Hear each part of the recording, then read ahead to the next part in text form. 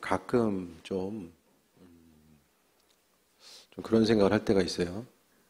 그 예배가 다가오게 되면 주님께 좀 집중하고 예배 가운데 임하실 주님의 은혜와 그 능력에 대해서 간구하고 집중하게 되잖아요. 그리고 이제 평상시에는 그냥 하고 싶은 대로 살고 생각하고 싶은 대로 생각하다가 예배 시간만 되면 너무 이렇게 주님께 친한 척하는 게 아닌가, 이런 양심의 가책이 들 때가 있어요. 다들 안 그러세요? 예배 시간에 막 주님 은혜를 베풀어 주시고 함께 하십니다.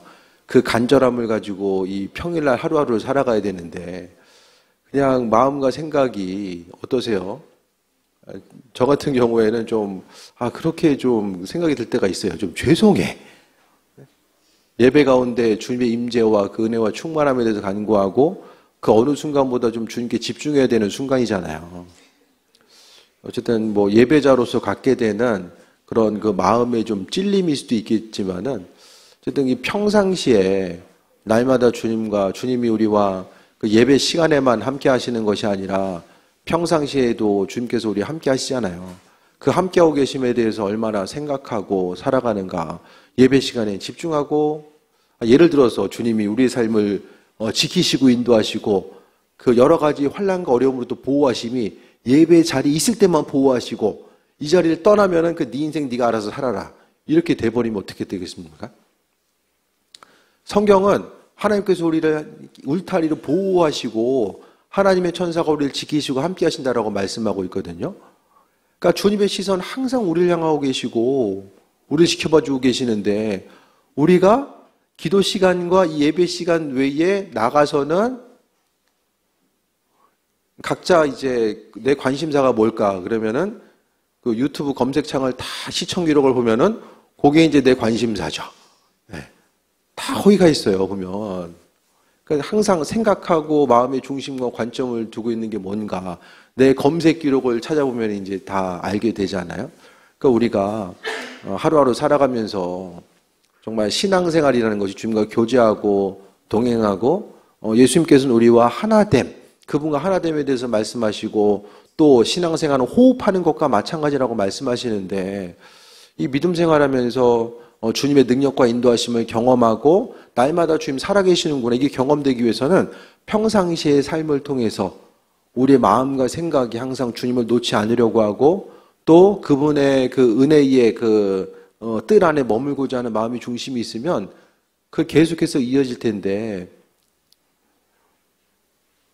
예를 들어서 TV를 보고 있는데 이제 TV가 나왔다가 안 나왔다가 한참 10분 보는데 5분 안 나와. 또 10분 보는데 5분 안 나와. 그럼 어떻게 됩니까? 설마 부신다고 할까 했는데 진짜 있었어. 예.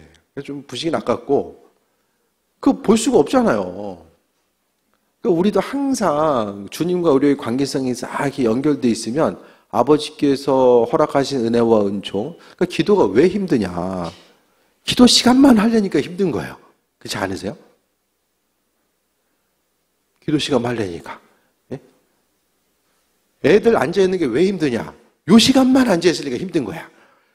계속 앉아있으면 안 힘들 수 있어. 예를 들어서 깜짝 놀라지 말고.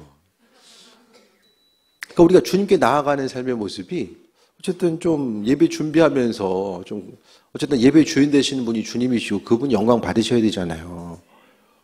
그렇다고 한다면 정말 하루하루 그냥 생각하고 싶은 대로 생각하고 그냥 기계적으로 반복적으로 이렇게 움직이는 삶의 여정 가운데 주님 잃어버리고 살다가 물론 뭐 그 시간을 기억하고 나아가는 것도 중요하겠지만은 우리가 신앙생활에 있어서 삶을 통해서 어떤 조금 더 큰 열매를 맺고 살아가고 하나님께서 살아계심에 대해서 경험하기 위해서는 이 평상시의 삶을 통해서 주님의 이끄심과 인도하심을 마음속에 간직하고, 예를 들어서 이제 줄 하나가 내려왔을 때에 이 줄 아니면은 이 줄 붙들지 않으면 그냥 떨어 죽는 거예요. 예를 들어서. 그러니까 우리가 이 세상도 마찬가지거든요. 주님께서 내려주시는 그 은혜의 줄 붙잡지 않으면 우리 인생이 어떻게 될지 모르잖아요. 그러니까 삶을 살아가면서 예배 순간 와서 주께 은혜를 간구하고 또 기도하는 여러 가지 모습 가운데서 뭐 저만 그런 생각이 들었는지 모르겠지만은 평상시의 삶을 통해서 주님을 기억하고 그분께 마음의 중심을 두고 나아가다 보면 삶의 주님을 놓치지 않았기 때문에 예배의 자리에 와서 찬양하고 기도하고 나아가는 것도 그냥 자연스럽게 주님과의 관계성을 만들어갈 수 있는 하나의 더 연장선이 되는 거죠. 그러니까 우리가 하나님께 나가는 것이 또 예배의 자리에 있는 것이 또 교회에 있든 밖에 있든 항상 그 어떤 주님과의 관계성의 일관성을 가지고 나아가다 보면 정말 말씀을 이해하는 것도 신앙의 깊이와 본질이 무엇인지 깨달아 아는 것도 우리가 좀 더 친밀한 가운데 나아갈 수 있지 않을까라는 좀 생각을 해보게 됩니다. 오늘 18장 그 기도에 대해서 두 사람의 기도에 대해서 이야기하는데 이것은 18장 1절에 나와 있는 한 과부와 재판관의 비유와 또 연결돼서 볼 수가 있습니다. 한 과부와 재판관이 있을 때에 과부가 계속해서 재판관을 향해서 들어달라고 소원을 들어달라고 계속 간구했을 때에 재판관이 이제 귀찮으니까 들어주잖아요. 이런 기도에 대해서 한 가지를 하나님께서 말씀하셨다고 한다면 이 두 번째로 이 기도하는 그 한 사람 한 사람의 마음의 중심과 이 자세가 어떠해야 되는지 기도하는 사람의 태도와 마음의 자세가 어떠해야 되는지를 분명하게 또 본문을 통해서 말씀하고 있습니다. 그래서 9절에 보면 또 자기를 의롭다고 믿고 다른 사람을 멸시하는 자들에게 비유로 말씀하시되 이 믿음 생활에 대해서 생각했을 때에 이 성경에 나와 있는 바리새인들은요 정말 신앙생활 열심히 했던 사람들이거든요. 율법의 내용, 이 말씀의 내용에 대해서요 한 말씀도 놓치지 않으려고 했고 그 말씀의 본질을 기억하고 삶을 살아가기 위해 했던 사람. 그래서 말씀 한 구절 한 구절을 지킬 뿐만 아니라 그러니까 성경에 있어서의 그 기록된 말씀이 있고요. 또 한 가지는 그 미시나라고 해가지고 기록된 말씀에 대한 주석서, 해설서 같은 내용들이 있어요. 그래서 말씀을 그 이웃을 내 몸같이 어떻게 사랑해라고 했을 때, 그러니까 이제 그 말씀을 통해서 하나님을 섬기는 것, 또 말씀대로 순종하고 반응하는 부분을 이 구약을 통해서 말씀하고 있을 때에 그 구체적인 방법을 어떻게 해야 되는지를 그 구체적으로 이제 설명을 랍비들이 이제 주석을 달고 설명한 내용들이 있거든요. 그것까지 그 내용까지 이제 더해서 성경의 내용과 구약의 내용과 또 그 미시나라고 하는 율법 해설서까지 다 해가지고 말씀을 지키고자 했었던 모습. 그러니까 하나님의 말씀과 뜻대로 살기 위해서 정말 이 지나친 열심, 누가 보기에는 정말 지나치다라고까지 이야기할 수 있는 신앙의 열심과 열정을 가지고 살았던 사람들이 바로 바리새인들입니다. 그래서 바리새인들 하면 제가 가끔 말씀드리지만 주님 보시기에 정말 성경대로 말씀대로 살고자 했었던 그들, 그럼에도 불구하고 이 바리새인들이 예수님으로부터 책망받았던 것은 그 10년 가운데서 다른 사람들을 멸시하는 모습. 그러니까 사람들이요 다른 사람들 향해서 책망하고 멸시하는 이유는 나는 그렇지 않다라는 생각이 마음속에 깔려있기 때문입니다. 다른 사람에서 기도 열심히 하는 사람은요 기도 안 하는 사람이 보여요. 그 기도 열심히 하는 사람은 문제 있는 사람 보면 저 기도 안 해서 그렇구나. 전도 열심히 하는 사람은 문제 있는 사람 먼저 전도 안 해서 그렇구나. 다들 이렇게 생각한다니까요. 그러니까 신앙적인 열심이 스스로를 향해서 어떤 삶에 있어서의 교만함과 스스로의 의인됨과 자랑거리. 그러니까 우리의 마음속에는요 사람의 육신적인 그 심령 가운데서는 이 교만의 DNA가 다 가지고 있어요. 마음속 깊은 곳으로부터 다 있다니까요. 다 꿈틀거리고 있어요. 근데 그것이 이제 내가 바라고 원하는 대로 세상적으로 어떤 조건과 환경이 일치되었을 때에 내 심령 가운데 꿈틀거리고 있는 이 교만함과 다른 사람들에 대해서 책망하고자 하고 다른 사람들을 멸시하는 그 부분들이 마음속을 통해서 이제 그 움직일 수밖에 없다라는 거예요.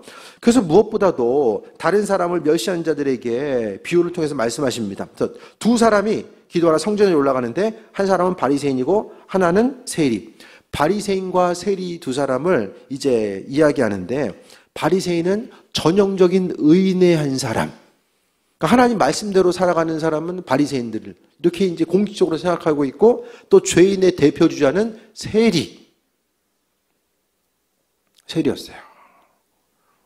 다 아는 것처럼 더 많이 걷어가지고 세금을 착복했고 또 하도 다른 사람 돈을 떼먹어가지고 기억을 못한다고 생각을 했어요. 그러니까 다른 사람들 돈을 하도 많이 이제 착복하다 보니까 스스로 기억을 못하고, 그러니까 용서받을 가능성이 죄일 없는 그 1순위가 바로 세리였던 거죠. 그래서 바리새인과 세리를 이야기하는 것은 누가 보기에도 당연시 여기는 것, 율법의 대표적인 사람, 하나님 마음에 합한 것처럼 보여지는 대표적인 사람이 바리새인이고, 하나는 세리로서 보여지게 됩니다. 우리 교회 바리새인 한 명 있었으면 참 신앙생활 이렇게 하는 거라고 그냥 좋은 모범으로 보여줄 수 있는 그 한 사람. 근데 바리새인들도 보면요, 또 예수님께 칭찬받은 사람도 분명히 있었어요. 모범이 되는 바리새인도 있었다니까요. 이 시대 가운데서 행위적인 면을 통해서 봤을 때 바리새인들을 욕할 수 있는 사람은 이 땅에 아무도 없을 것 같아요. 철저하게 주님의 말씀대로, 하나님의 말씀대로 지키고자 했던 사람. 이 사람은 어떻게 했습니까? 서서 따로 기도하여 이르되. 왜 따로 기도했죠? 두 사람이? 바리새인이 따로 기도하는 이유는 무엇입니까? 한 사람은 너무 의롭다고 생각해서 저 더러운 곳에 못 가겠다. 한 사람은 너무 더럽다고 생각해서 저 의인 가운데 못 가겠다. 서로 떨어져 있었는데 두 사람의 동기 자체는 다른 거예요. 그러니까 바리새인들은 세리 옆에 가면은 부정 탈까 봐 옆으로 안 간 거예요. 이와 같은 스스로를 내세우고 스스로 의롭다는 것 자체의 근본은 무엇입니까? 행동이죠, 행동. 행동이 없었으면 그렇게 안 했을 거예요. 그래서 우리도 생각했을 때 이 나름대로 어떤 행위적인 것이 우리로 하여금 계속해서 내 교만함을 갖게 하는 영양분이 됩니다. 예배드리고 헌신하고 수고하는 모든 것들이 다른 사람보다 더 믿음으로 열정적으로 예배하고 더 수고하고 또 더 예매를 드리고 하다 보면 뭐가 생겨요? 스스로의 의로움 자체가 나도 모르는 사이에 생겨납니다. 없을 수가 없어요. 우리의 본성이 그렇다니까요. 죄된 본성이. 그래서 주님 앞에 나아가 있을 때에 이 믿음의 정도와 분량 자체는 하나님 보시기에 각자 성경에 보면 1달란트, 2달란트, 5달란트가 있잖아요. 달란트의 비유가 다 다릅니다. 주님께서 주신 달란트가 다르다니까요. 그러니까 아버지께서 은혜 주시는 대로 우리는 주신 만큼 이제 반응하고 움직이면 되는 거죠. 그래서 바리새인이 이제 서서 따로 기도하면서 이럽니다. 뭐라고 얘기합니까? 나는 다른 사람 곧 토색 불의 간음하는 자들과 같이 아니하고, 토색하고 불의함에 있어서의 대표적인 것, 이 토색을 이야기하는 게 다른 사람 거 빼앗는 거잖아요. 세리 입장에서 얼마나 짜증나요. 옆에서 이제 서서 이제 기도하고자 했을 때에 세리 들었을 거야. 먼 거리가 아니었을 거예요. 토색하면은, 그러니까 세리가 욕먹는 거 왜 욕먹어요? 토색한다고 계속해서 욕먹고, 또 불의하는 거, 간음하는 것은 모르겠지만 어쨌든 이 세리에게 해당되는 내용을 먼저 이야기하면서 특히 이 세리와도 같지 아니함을 감사하나이다라고 이야기합니다.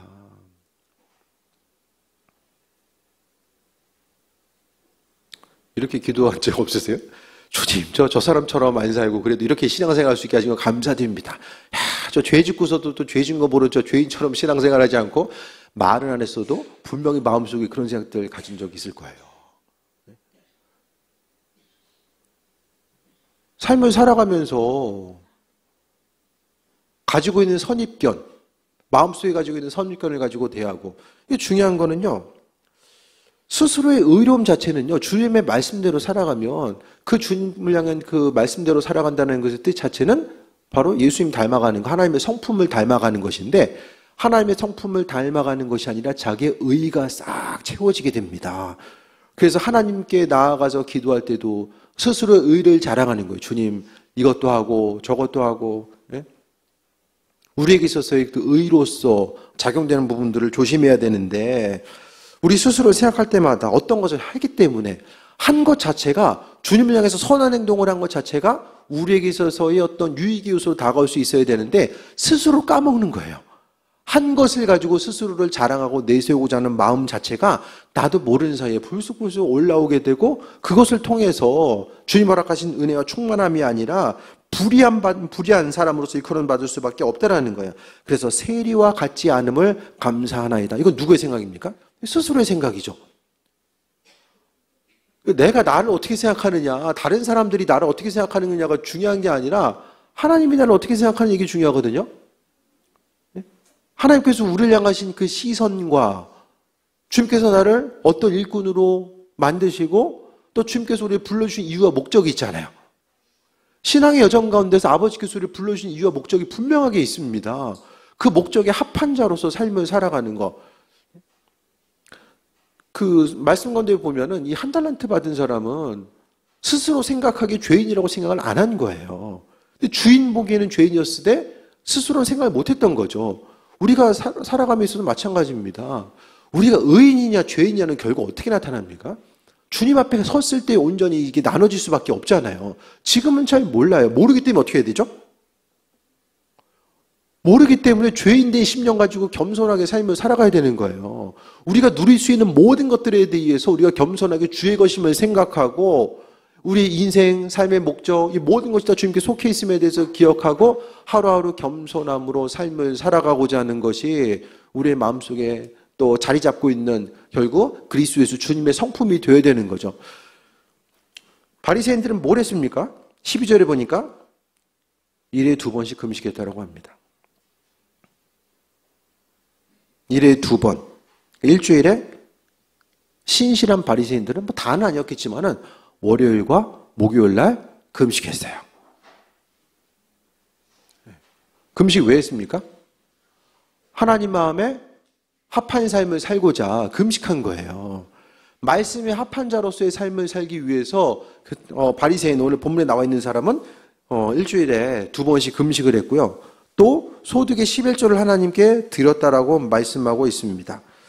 이 소득의 11조에 대해서 또 이야기했을 때에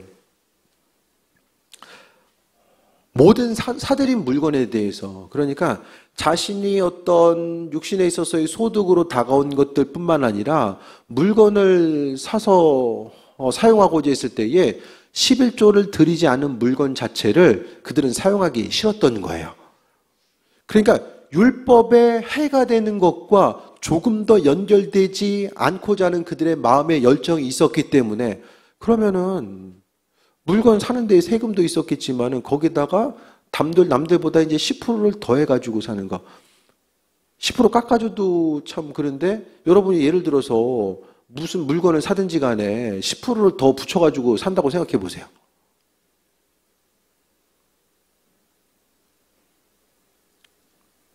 예를 들어서 교회에서 이 시대에 우리 물건을 사고자 했을 때에 연말 당회 가가지고 하나를 결의하고자 하는데 이제 그 물건 파는 사람도 11조 안 할 수도 있고 또 믿지 않는 사람도 있으니까 우리가 10%씩 더 내고 이렇게 삽시다. 예를 들어서 내고 사는 건 아니죠. 어쨌든 하고 나서 본인이 그 금액만큼 이제 11조를 더 하는 거죠. 결국 이거 뭐가 되는 거죠? 10의 물건에 대해서 사는 만큼이 이제 11조를 한다고 했을 때 10에 2조 한 거나? 뭐 10에 2조까지는 아니더라도 만약에 법만큼 뭐 비슷하게 썼다라고 한다면 10에 2조 한 거나 마찬가지죠.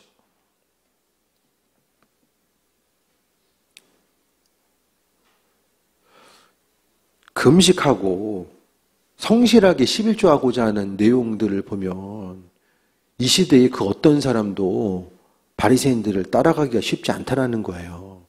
이토록 하나님 말씀 앞에 지키고자 하고 그냥 정해진 내용도 지키기 쉽지 않은데 거기다가 열심을 가지고 더해서 지키고자 했었던 이 마음의 열정이 있었고 소망감이 있었는데 이들이 왜 책망받았습니까? 바리새인이? 그 마음의 중심 자체가 결국 하나님 앞에서의 칭찬받는 삶은요, 내 인생의 의로운 행동은요, 내 스스로 교만해지거나 그것을 인정하지 않아도 하나님 인정하시면 돼요. 우리는 겸손한 마음으로 행하면 되는 것이고 나머지는 하나님께서 움직이고 그분께서 영광 받으시고 일하신다라는 거죠. 그러니까 우리가 이 땅을 살아가면서 하나님 보시기에 내가 누구인가? 우리가요, 좀 누군가 이 세상에서도 마찬가지로요. 다른 누군가를 기억했을 때에 정말 좀 기쁨이 되고 좀 웃음을 줄 수 있고 또 소망을 주거나 어쨌든 간에 이 관계성을 통해서 뭔가 유익함으로 다가올 수 있는 누군가로 좀 기억될 수 있었으면 좋겠습니다. 우리 한 사람 한 사람이 누구를 만나든지 간에 그러니까 하나님 보시기에도 마찬가지거든요. 하나님 보시기에 나는 어떻게 기억될까? 하나님 나를 어떤 사람으로 기억하고 계실까? 좀 궁금하지 않으세요? 하나님 보시기에 난 어떤 사람일까?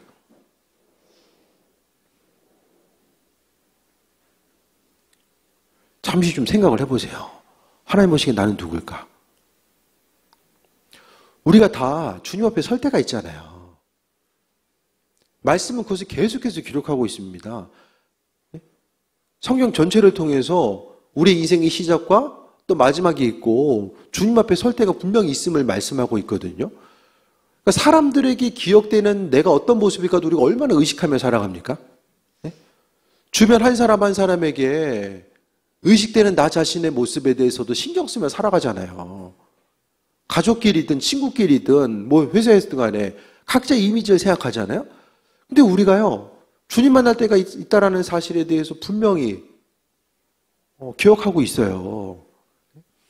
근데 그것에 대해서 얼마나 의식을 하면서 삶을 살아가는가, 마지막 때가 온다라는 거, 아버지 만날 때가 있음에 대해서 그거 알고 있으면서도 주님 보시기에 나는 어떤 존재로서 비춰지고 있는가.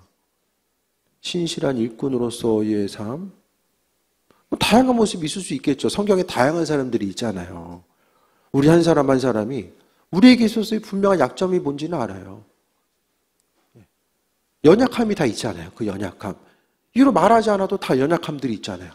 그 연약함이 무엇인지를 하나님 앞에 날마다 비춰봐야 됩니다. 그런데요, 오늘 바리새인들은 그걸 못했어요. 왜냐하면 스스로 금식하고 또 소득의 11조 드리고 죄를 멀리하고 산다라고 생각했었던 그 행위적인 면에 계속해서 중심을 두다 보니까 그것만, 그러니까 빛 가운데 있는 그 부분만 보다 보니까 마음속 깊은 곳으로부터 이제 자리 잡고 있는 이 어둠의 부분, 주님의 성향과 성품과는 상관없고 아버지의 인도하심과는 상관없는 그 부분에 대해서 소홀히 했던 거예요.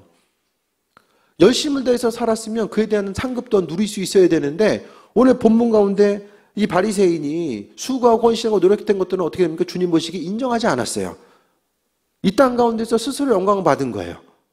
내가 스스로를 높이고 스스로 의인됨에 대해서 생각하고 이와 같은 행동을 하면서 어떻게 됩니까? 주변 사람들이 그 바리새인을 칭찬함으로 인해서 그가 영광을 받았었기 때문에 하나님 보시기에는 더 이상 받을 영광이 없는 거예요. 그러니까 우리가 스스로 생각했을 때에 믿음 생활에 대해서 주님 그냥 습관적으로 반복적으로 나 자신이 죄인임에 대해서 고백하고 나아가는 것이 아니라 정말 하나님 앞에 설 때가 있음을 생각하고 우리 한 사람 한 사람이 믿음으로서 삶을 살아간다는 거, 주님 보시기에 합한 사람. 이 땅 가운데서도요, 쓰임받고자 하는, 마음에 열정을 가지고 쓰임받고자 하는 사람들이 많은데 정말 스스로 죄인됨에 대해서 인정하고 아버지의 인도하심 가운데 쓰임받고자 하는 사람. 예를 들어서 막 오늘 밤 꿈에 내가 널 사용하겠다라고 주님께서 마음을 주셨어요. 그럼 어떨 거예요? 어떤 생각이 들까요?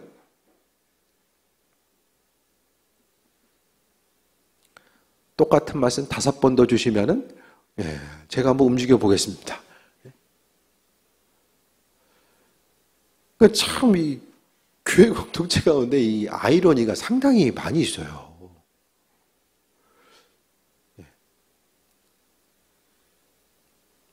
자녀들을 향해서 주님, 사도 바울처럼 쓰임받는 자녀 되기 원합니다. 뭐 예를 들어서 그렇게 기도하신 분 있어요? 다들 다니엘 갖다 붙이잖아요. 그래도 나라에서 2인자까지는 가고 신실한 일꾼으로 쓰임받는 바울은 어떻습니까? 이 땅 가운데 세상 영광, 예수님 만나고 와서 세상 영광을 누려본 적이 없어요.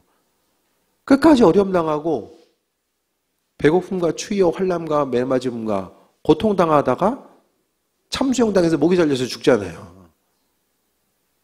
근데 성경 보면서 사도 바울은 정 주님 보시 영광스러운 삶을 살고 정말 주님 우편에 거할 것에 대해서 기대함과 소망함을 가지고 이야기하는데 이 땅 가운데서는 바울처럼 살아라? 차라리 죽는 게 좋습니다. 이렇게 생각하는 모습. 하나님 보시기에 내가 누구인지, 여러분 인생 가운데 신앙생활하는 데서 명함이 있잖아요. 내가 수고하고 헌신하는 부분이 있고 또 반대로 주님 보시기에 합하지 않은 모습들이 있잖아요. 말씀대로 쓰임받고 나아감에 있어서 믿음 열정 가지고 나아가면서 연약한 부분이 있잖아요. 나 자신 육신에 연약함이 있는 사람이 있을 것이고 돈에 약한 사람이 있을 것이고 또 관계에 약한 사람이 있을 것이고, 그러니까 우리가 말씀 통해서 분명히 스스로를 비춰봐야만 합니다. 바리새인들. 우리가 보기에는 예수님 당시에 성전에 있던 사람들 중에서 바리새인이 하나님 보시기에 책망받을 거라고 생각한 사람은 아무도 없었을 거예요. 그 당시에. 이와 같은 행동을 보고. 반대로 세리를 볼까요? 세리는 멀리 서서 감히 눈을 들어 하늘을 쳐다보지 못하고 다만 가슴을 치며 이르되 하나님이여 불쌍히 여기소서 나는 죄인으로소이다. 스스로 죄인됨을 이야기했어요. 그럼 무슨 죄를 그렇게 졌을까요? 하나님 앞에 성전에 나와서 스스로 죄인됨을 고백한 사람이 도대체 얼마나 많은 죄를 졌을까요? 그런 생각을 좀 해보게 돼요. 말씀 앞에 비춰보았던 사람. 이와 같은 회개하는 심령을 가졌음에도 불구하고 주변 사람들은 세리를 바라보고 손가락질하며 욕했을 거예요.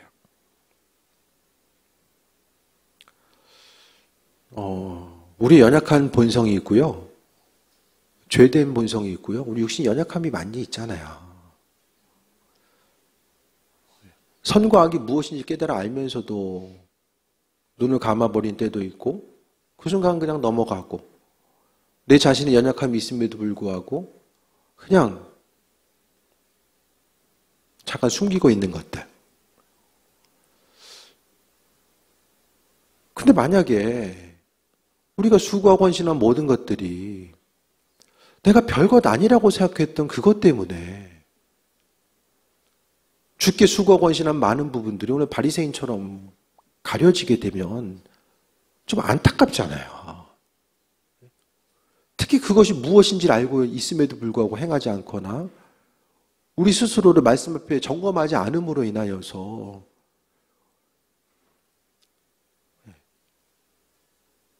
집에 물이 새면 어떻게 합니까? 이게 보수를 해야 되잖아요. 담이 무너지고 있으면 보수를 해야 되잖아요.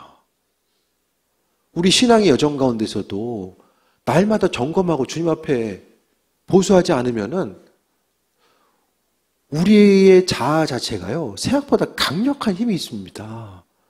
보이지 않는 하나님보다 보이는 것에 더 익숙하게 반응하는 우리의 육신적인 자아가요, 우리 스스로의 힘 가지고는 이길 수가 없어요. 그러니까 날마다 조금씩 주님 닮아가고자 하고 말씀에 의해서 스스로를 비춰봄이 없으면 우리가 지금까지 행했던 방식들, 지금까지 신앙생활을 했던 이 방식이요, 고착화돼서 깨질 수가 없어요. 결국 이 바리새인도 스스로 해왔던 것에 문제가 있을 것이다라고 하는 생각들, 또 하나님 지금 11절 내용이 보면요, 나는 다른 사람들 그 토색 불이 가늠한 자들과 같이 아니하고 세리와 같지 않으면 감사하나이다. 감사를 이렇게 하는 것 자체가 스스로에게 문제가 된다라는 사실을, 다른 사람과 비교하고 그를 누르고 책망하고 상대적으로 나 자신의 의로움을 내세우는 것 자체가 이것이 죄가 될 수 있다는 사실을 전혀 생각하지 못했다는 거예요. 우리에게는 그런 모습이 없을까? 믿음 생활이 이제 익숙하지 않으세요? 신앙의 여정 자체가 익숙하지 않으세요? 그 익숙한 때문에 마땅히 우리가 민감하게 반응해야 될 것들에 대해서 더 이상 민감하게 반응하지 않고 내려두고 또 스스로 옳다라고 생각한 거, 스스로 믿음 생활이라고 생각했던 그 견고한 틀을 가지고 그 아래서 머물게 되면 이 결국 받아야 될, 우리가 하나님 나라에서의 의로움에 대해 생각하고 내가 이 땅에 거하면서 이것도 하고 저것도 하고 그래도 부족하지만 정성을 다해서 하고 수고하고 아버지를 향해 선신한 것에 대해서 의의 상급에 대해서 기대하면서 아버지께 갔는데, 그게 마태복음 6장에 나와 있는 이 재앙의 순간이 그거잖아요. 네가 너 누군지 알지 못한다. 그거 다 교인들 향해서 이야기하는 거잖아요. 세리는 겸손함으로 나아갑니다. 오히려 손가락 반질 받는 자리에 있었기 때문에 겸손할 수밖에 없었고, 남들이 죄인이라고 하니까 내가 왜 죄인이지? 스스로 생각할 수밖에 없었던 자리에 있었던 거예요. 누구나가 다 칭찬해 줄 때, 그때가 바로 조심해야 될 때입니다. 이 시대는요, 교회 가운데서도요, 책망의 말, 권징의 말들이 사라지는 시대거든요. 듣기 싫은 소리 하면 못 견뎌요. 학교에서도 못 견디고 회사에서도 못 견디고 교회에서는 더구나 못 견뎌요. 그런 때가 바로 지금의 시기입니다. 그렇게 하다 보니까 삶에 있어서 고쳐나가야 될 부분들이 있어서도 스스로 깨우치고 돌아가지 않으면 회복할 수 없는 시기. 이게 바로 영적인 어두움의 시기죠. 서로서를 향해서. 구약에서도 보면은 죄가 만연할 때에 하나님의 선지자를 통해서 계속해서 말씀하셨잖아요. 선포하고 또 선포하고 말씀하셨을 때 이 귀를 닫는 시대. 귀가 닫혀지니까 어떻게 됩니까? 하나님은 멸망의 때를 선포하게 하시고 그만큼의 70년의 시간을 또 견디게 하시잖아요. 그러니까 우리가 스스로 죄인됨의 모습, 나 자신의 죄인됨의 모습, 주님 앞에 의로운 사람이 누가 있습니까? 아버지께서 우리 의롭다라고 해주셔야지만이 우리가 그래도 감사하게 그냥 간신히 고개 들고 나아갈 수 있는 은혜의 빚진 자로서의 삶을 살아가게 되잖아요. 그래서 불쌍히 여기소서. 좀 그런 기도 합니까? 주님 불쌍히 여기소서. 날마다 똑같은 죄 앞에 넘어지고 스스로 죄성에 대해서 발견하지 못하고 믿음 생활, 그러니까 성경은요, 믿음의 전체적인 틀, 신앙생활에 대한 모든 것들은 하나님의 말씀이라고 하는 이 틀이 있잖아요, 틀. 우리의 신앙의 여정이 하나님 말씀 앞에 비춰보아서 온전한 것인지 아닌지를 돌아볼 수 있는 모습이 분명히 있어줘야 되고요. 세상의 가치관과 또 내 옆에 있는 누군가에게 이 기준을 맞춰버리게 되면 기준이 흔들리면 어떻게 됩니까? 같이 흔들릴 수밖에 없어요. 기준은 절대로 흔들려서는 안 되는 것이 기준이잖아요. 이 땅 가운데 유일한 기준이 바로 하나님 말씀입니다. 성경 말씀은 어제나 오늘이나 절대로 변하지 않아요. 그 정해진 기준 대신 하나님 말씀 앞에 우리의 신앙의 기준을 비춰보고 나아가야지만이 우리가 지금 어느 곳에 머물고 있고 내 신앙의 본질 자체가 무엇인지를 더욱더 깨달아 알고 나아가는 거죠. 어떻게 좀 주님 만날 때가 다가온다는 사실을 좀 말씀드리면 좀 피부에 와닿으십니까? 아니면은 가끔 뭐 며칠 전 설교도 잘 기억 못 하실 텐데 이렇게 핏대서서 이야기한들 뭐가 달라지겠는가라는 생각도 순간순간 들긴 하지만 그래도 한 번쯤 돌아보고 스스로를 좀 돌이킬 수 있는 시간들. 왜 계속 이런 말씀 드리냐면은 우리의 믿음 생활의 많은 부분이 이 성경과는 상관없는 것으로서 이제 채워져 가요. 교회도 주님 상관없는 것들로 계속 채워지고요. 교단도 채워지고 말씀 가운데 있어졌던 것들이 말씀과는 상관없는 것으로 채움받고 나아가는 이때 선과 악의 기준이 계속해서 흔들리고 있어요. 이게 옳은 거라고 누가 물어보면 예전에는 옳고 그름을 분명하게 말해줄 수 있었는데 이제는 기준이 흔들리니까 옳고 그름을 이야기할 수가 없는 거예요.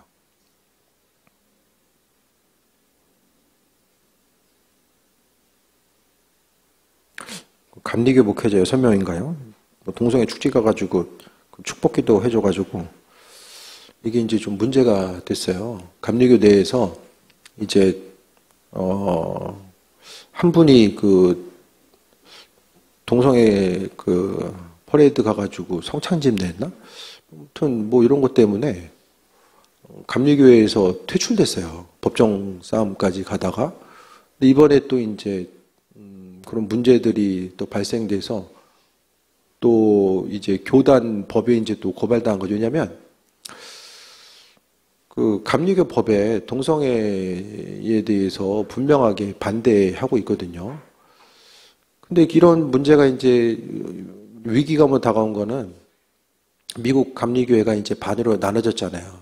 가끔 말씀드리지만은 동성애 찬성 쪽으로 돌아서서 기존에 있는 감리교회가 그래서 이제 거의 반대되는 데들은 다 나왔어요. 그래서 좀 상당히 이제 미국 감리교회 어렵고 또 우리나라도 마찬가지고요. 이제 목사님들 사이에서도 이제 뭐 동성애에 대한 뭐 찬성이 아니라 뭐 그들을 축복하고 그러니까 동성애에 대해서 반대하는 분들도 보면 뭐 동성애자를 다 나쁘다 쳐버려야 된다 그게 아니라 동성애가 어떤 자율적인 개성의 여지, 뭐 사람들을 어떤 차별하고 이런 문제가 아니라 동성애가 문제다라는 것을 분명히 인식시키고 그 가운데서 잘 회복될 수 있도록 어떤 그 옆에서 그 돕는 역할을 하는 것과 이건 뭐 하나의 뭐 사람의 취향이고 뭐 개성이다라고 이렇게 접근하는 것이 이제 서로 이제 개념이 달라질 수밖에 없거든요. 그래서 이제 미국 거의 이제 한국 감리교회 모태가 미국 감리교회인데 그런 현상이 나타나고 우리나라도 이제 그 동성애 문제 때문에 이제는 더 이제 시간의 문제지 심각한 위기와 어려움의 때가 있을 거예요. 미국 감리교회가 동성애 문제로 가라앉을 거라고는 전혀 아무도 생각하거나 상상할 수 없었거든요. 지금에 있어서의 그런 문제들이 뭐 미국 감리교회는요. 예를 들어서 파송제입니다. 2년마다 한 번씩 감독이 파송을 해요. 당신 여기 이 교회 있고 이 교회 갖고. 그러니까 저도 이제 우리나라도 옛날에는 감독 파송이었어요. 2년, 그러니까 한 교회에 오래 있으면 2년 있을 수밖에 없는 거예요. 그러니까 지금 보면은 이제 그 이인선 사모님도 미국 감리교회에 지금 있기 때문에 2년에 한 번씩 계속해서 옮길 수밖에 없는 이런 상황인 거죠. 한 교회에서 한인교회인데 그 감독인지 감리사가 파송이 돼가지고 이제 오셔가지고 뒤에 서 있더래요, 한 분이. 그래서 이제 목사님이 이제 인사를 시킨 거예요. 근데 인사시켰는데 이분이 오늘부터 이제 이분 퇴출되고 다른 목사님 오실 것이다. 이렇게 된 거예요. 감독 직권 파송이기 때문에. 왜냐하면 동성애에 대해서 반대하는 입장을 했기 때문에 찬성하는 분이 이제 오실 것이다. 이렇게 돼가지고 이제 교인들이 이제 다들 동성애에 대해 반대하는 부분이 있으니까 교회 건물만 남기고 집기까지 해가지고 싹 들고 다 나간 거예요. 그러니까 새로운 분 오니까 이제 건물만 남아 있는 거죠. 이게 바로 지금 미국 교회에서 나타나는 지금 현실이고요. 어쨌든 이 동성애에 대해서 저하고 제일 가까우신 세 분이 요거 이제 그걸 반대하면서 뭐 교단 치리에 대해서 이제 상정하는 뭐 그런 부분들을 좀 하시더라고요. 그러니까 어쨌든 좀 얘기가 좀 다른 데로 갔는데 옳고 그름 자체가 많이 흔들리는 이 시대를 우리가 살아가고 있어요. 그렇기 때문에 우리 스스로도 마찬가지잖아요. 항상 우리가 하나님 앞에 설 때에 잘한 것들은 하나님이 잘한 대로 아버지께서 은혜대로 칭찬하시고 주님이 갚아주실 거예요. 하지만 우리가 이 바리새인이 그랬던 것처럼 두렵고 떨리는 마음을 가지고 아버지 앞에 서고 우리가 믿음 생활하면서 우리 자신을 믿을 수 있어요? 주님 앞에 섰을 때 주님 제 신앙의 모습이 정말 당당함 가운데 이 땅 우리도 연약함이 있잖아요. 그 연약함을 주님 앞에 내려놓고 연약함 주님께서 감당할 수 있는 힘과 능력 주시고 결단할 수 있는 은혜 아버지께서 주셔야 되잖아요. 그러니까 우리 스스로에 대한 부족함, 겸손함이 있으면 다른 사람들과의 관계성 가운데서도 누가 뭘 하고 안 하고 때문에 칭찬하거나 뭐 어떤 책망하는 부분에 있어서 마찬가지입니다. 내가 뭘 했기 때문에 다른 사람 판단하고 성경 가운데서 보면 다른 사람 판단하는 부분을 얼마나 예수님께서 심각하게 다루고 계십니까? 14절 봅니다. 내가 너에게 이르노니 이에 저 바리새인이 아니고 이 사람이 의롭다 하심을 받고 그 집으로 내려갔느니라. 무릇 자기를 높이는 자는 낮아지고 자기를 낮추는 자는 높아지리라.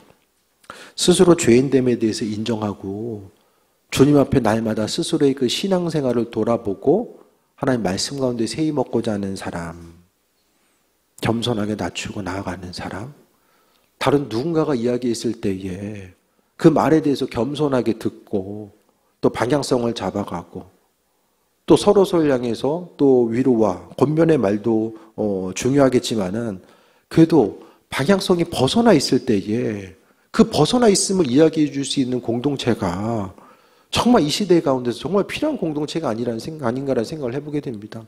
칭찬받을 때는 많이 있잖아요. 그렇죠? 없어요? 칭찬받을 때? 근데 꼭 우리에게 필요한 말씀이 때로는 나의 연약한 부분을 찌르는 것 같고 마음의 고난과 고통으로 다가올 때도 있어요. 하지만 내 마음을 어렵게 하는 부분이 있다고 한다면 기도해야죠. 그 문제 가지고. 주님 지혜를 주시고 말씀 앞에 비춰보았을 때 나를 향한 주님의 뜻을 알기 원합니다. 한 번쯤 주님과 씨름하는 순간들이 있어줘야 되잖아요. 왜냐하면 신앙인이고 우리가 주님께 속해 있다라고 한다면 날마다 주님 앞에 겸손함으로 나아갈 수 있는 한 사람, 낮아짐 가운데 주님의 도우심과 인도하심을 간구하고 결국요 예수님이 기도하시면서 자신을 낮추는 사람이 기도에 대해서 응답받는 사람, 주님 보시기에 의인된 사람이라고 지금 말씀하고 있는 거예요. 그래서 교회에 모일 때나 어디서 무엇을 하든지 간에 낮아지고자 하고 낮은 곳에 임하고자 했을 때에 주님께서 우리를 더욱더 긍휼히 여기시고 은혜와 충만함으로 함께 하실 줄 믿습니다. 그래서 바리새인과 같은 우리에게도 신앙의 행위 때문에 스스로를 이해하고 나 자신을 자랑하고자 하는 모습, 또 주님 향해서 주님 이 정도 했으면 되지 않나요? 라고 분명히 이야기할 수 있는 부분도 있잖아요. 하지만 하나님 보시기에 합한 자로서 주님 마음에 합한 자로서의 온전한 삶을 살고 아버지 앞에 가는 그 순간까지 용서받은 죄인으로서 겸손하게 오직 주님의 은혜와 긍휼이 아니면 내가 아버지 앞에 죄인된 모습으로 설 수 없다라고 하는 이 겸손함 가지고 끝까지 서고자 했을 때에 우리가 행한 것 때문에 망하지 아니하고 겸손하게 귀하게 쓰임받고 아버지 허락하신 은혜와 상급을 누리게 될 줄 믿습니다. 그래서 주님과의 관계성 가운데 겸손함으로 서시고 믿음으로 승리하는 또 귀한 삶 되시기를 축원드립니다. 우리 또 찬양하고 기도할 텐데요. 또 여름 행사 위해서 또 기도해 주시고